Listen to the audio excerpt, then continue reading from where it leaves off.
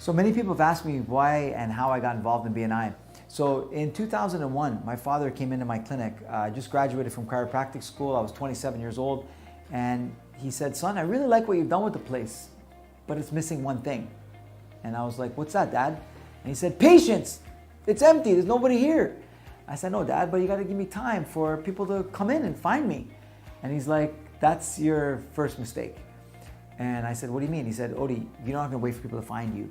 You're going out there. You got to go out there and meet people. And that thought of that terrified me. But I had a patient come into my office. His name was Kim. And he said, Odie, you know what you need to fill this place? And I said, what? He said, BNI. He's like, Odie, I've got so many great results from you. People need to know that you exist. You need to be visible. And so I said, fine, what is BNI? And he said, it's a business group. We meet every week. And he didn't explain much. He said, you need to come and experience it. So I said, okay, fair enough. And he said, the next meeting is tomorrow morning, and it starts at 7 o'clock, but you should be there at 6:30 to make the most out of the morning. I was like, 6:30 in the morning? He's like, yeah. I thought that was kind of weird. So why did they meet so early? He's like, Odie, that's where all the business decision makers are. That's where all the business owners are. I said, fair enough, I'll do it. When I got up in the morning, it was pitch black outside. It was cold. It was a cold winter morning in Toronto. And I was warm and cozy in my bed. And I thought, man, I don't want to do this. This is crazy. Who's going to network at this hour? But then I had a quote from a staff doctor, Dr. Scooby, that popped into my head from Jim Rohn, the late Jim Rohn. And he said basically that successful people do what unsuccessful people are not willing to do. I was like, this is what he's talking about. That's when I leaped out of bed and I went to BNI, and it completely changed my life. Tangibly, it changed my business because I went from a new doctor, struggling, spending money on advertising, nervous about my bills, and not really enjoying what I got into, which is to take care of people. And it was just mostly focusing on the finances and running a business. But all of a sudden, when I went to BNI, it was one phrase, one saying that I'll share with you soon that completely changed my experience as a business person.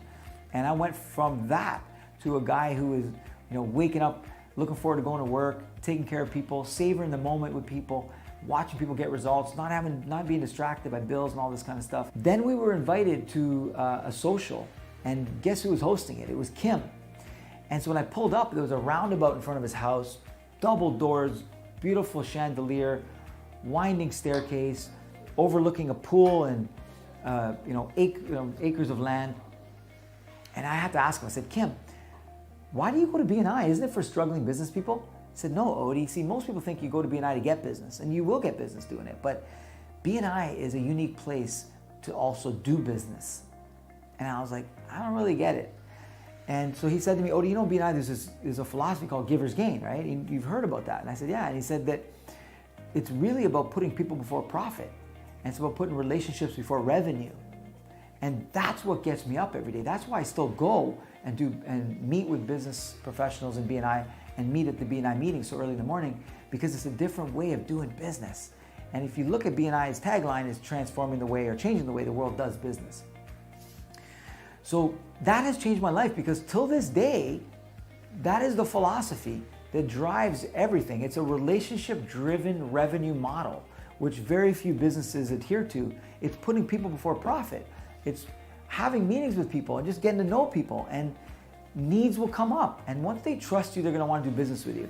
And it's also about helping people before you're trying to help yourself. So it's a very, very powerful thing. That's why I'm involved in BNI at the executive director level. And that's why I'll be committed to growing BNI in Abu Dhabi. And I really do look forward to getting to know existing business BNI members and new BNI members. So that's my BNI story.